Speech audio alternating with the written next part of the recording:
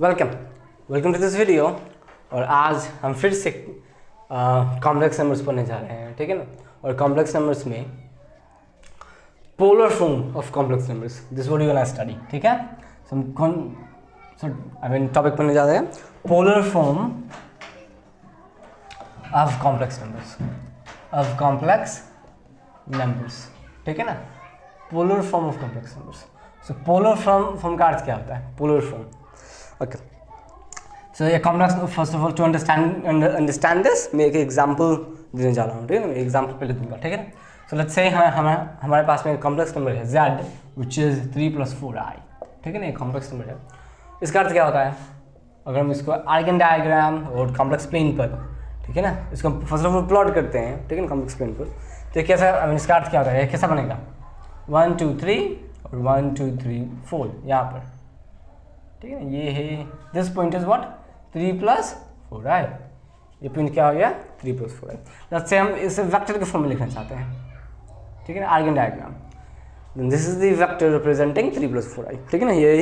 ये वेक्टर है जो 3 + 4i को रिप्रेजेंट कर रहा है, ठीक है।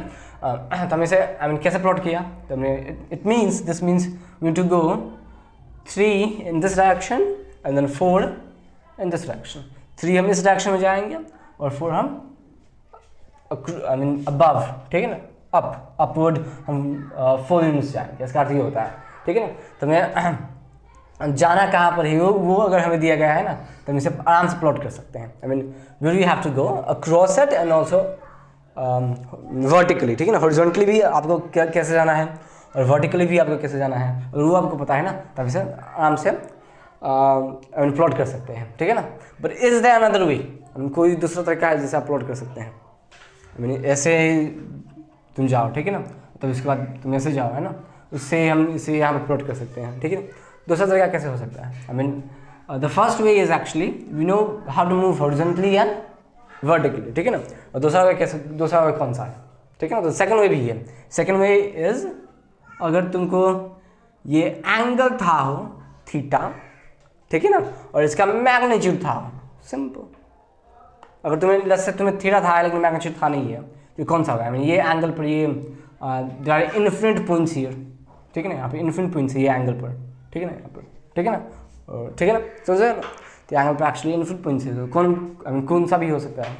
So it is not specific, इसलिए उसका लेंथ भी देना जरूरी है उसे स्पेसिफाई करने के लिए, समझे ना, उस कॉम्प्लेक्स नंबर को स्पेसिफाई करने के लिए। इसलिए कॉम्प्लेक्स नंबर को ड्रॉ करने के लिए तुम्हें दूसरा वे कैसा है? कौन सा है? अगर तुमको थीटा पता है, ठीक है ना, और ये इसका आर और लेंथ + 2/r, ठीक है ना, आर पता है, ठीक है ना, तब तुम इसे आराम से क्या कर सकते हो? प्लॉट कर सकते हो और जान सकते हो कॉम्प्लेक्स प्लेन पे ये कहाँ पर है, ठीक है ना। ठीक है। लेकिन अगर तुम हॉरिजॉन्टली और वर्टिकली मूव करते हो ना, है ना, तो दूसरे तरीके से एक्चुअली प्लॉट करते हो, है ना, और उसे हम इक्वेशंस के फॉर्म में ऐसे लिखते हैं। दिस मीन्स, और मे बी नंबर्स अगर हम लिखते हैं तो इसे हम ऐसे लिखते हैं, ठीक है ना। इट मीन्स इसका अर्थ हुआ इसे हमें हॉरिजॉन्टली जाना है और इतना यूनिट हमें वर्टिकली जाना है, ठीक है ना। तो ये ऐसा लिखा हुआ है। उसी तरह अगर तुम ऐसे अगर ग्राफिकली ऐसे लिख सकते हो थीटा और आर के फॉर्म में, ठीक है ना, तो इक्वेशन के फॉर्म में भी इसका अर्थ लिख सकते हो, ठीक है ना। तो नाम क्या? हाँ, यही पोलर फॉर्म है, ठीक है ना। आर और थीटा के फॉर्म में अगर हम इसे लिखते हैं, आर थीटा के फॉर्म में इसे एक्चुअली इक्वेशन में लिखते हैं, ठीक है ना, then that is called the polar form of the complex number, ठीक है। तो आर और थीटा का फॉर्म हम कैसे लिखेंगे? सिंपल, बेसिक ट्रिग्नोमेट्री यूज करके यहीं से हम आर थीटा का फॉर्म लिखेंगे, ठीक है ना। इजी। सो लेट्स से हमें एक कॉम्प्लेक्स नंबर है and that is a + bi, ठीक है। मैं एक जनरल केस ले रहा हूँ, a + bi एक कॉम्प्लेक्स नंबर है, ठीक है। लेट्स से ये कॉम्प्लेक्स नंबर यहाँ पर है, ठीक है। कहाँ पर है? यहाँ पर है, लेट्स से, और ये एंगल थीटा है, ठीक है, और इसका लेंथ क्या है? r है, ठीक। तब हम इसे स्पेसिफाई करना चाहें एंगल और r के फॉर्म में अगर लिखना चाहें इसे, तो हम कैसे लिख सकते हैं? तो हम क्या करेंगे? ये एक्चुअली फैक्टर्स है ना, ठीक है ना, तो हम इसका यहाँ पर प्रोजेक्शन कर लेंगे। Projection means that the shadow, इसका शैडो यहाँ पे बनेगा, ठीक है ना, ठीक है ना।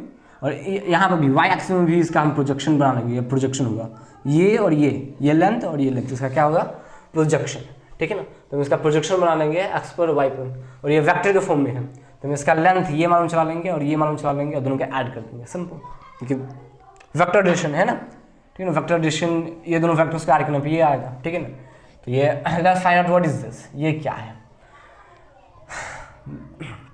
तो ये क्या है, this is r cosine theta, ये आर कोसाइन थीटा है। क्यों, क्योंकि because cosine theta is what here, cosine theta क्या होता है, एडजेसेंट ओवर हाइपोटेन्यूज, ये हो गया एडजेसेंट, ठीक है ना, this adjacent over hypotenuse, hypotenuse हो गया आर, यानी ये तुम्हारा क्या आ गया आर टाइम्स कोसाइन थीटा, ठीक है। बेसिक ट्रिग्नोमेट्री है, ये आर टाइम्स कोसाइन थीटा आ गया। इसी तरह ये आर टाइम्स साइन थीटा हो जाएगा, इजी।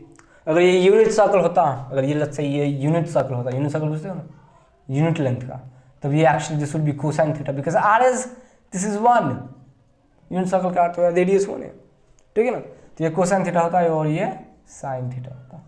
यूनिट सर्कल में तो याद ही होगा तुम्हें that this is horizontal part is called तो cosine theta and the vertical part is called sine theta, easy. उसी तरह ये इसमें भी है, ठीक है ना, लेकिन यहाँ पे यूनिट लेंथ का नहीं है, ये वेक्टर, इसलिए हो गया आर कोसाइन थीटा और ये r sine theta, easy. It means z is equal to यही a प्लस बी आई क्या है, तो ये है r cosine theta plus i times r sine theta. कैसे, तो वेक्टर्स को फॉर्म तुम लिख सकते हो ना, जैसे ये a प्लस बी आई का अर्थ क्या होगा, ये a यहाँ पर a यूनिट से यहाँ पर मूव किया है हॉरिजॉन्टली, और वर्टिकली कितना यूनिट्स मूव किया है b यूनिट्स, ठीक है ना। तो ये हो गया क्या a plus b i, a plus और ये वेक्टर बी आई, तुम दोनों वेक्टर को ऐड कर देते हो, सब वेक्टर एडिशन। कंपोनेंट्स के एक्चुअली इसे ऐड नहीं करना है, ठीक है ना, वेक्टर एडिशन ऐसे नहीं होता है।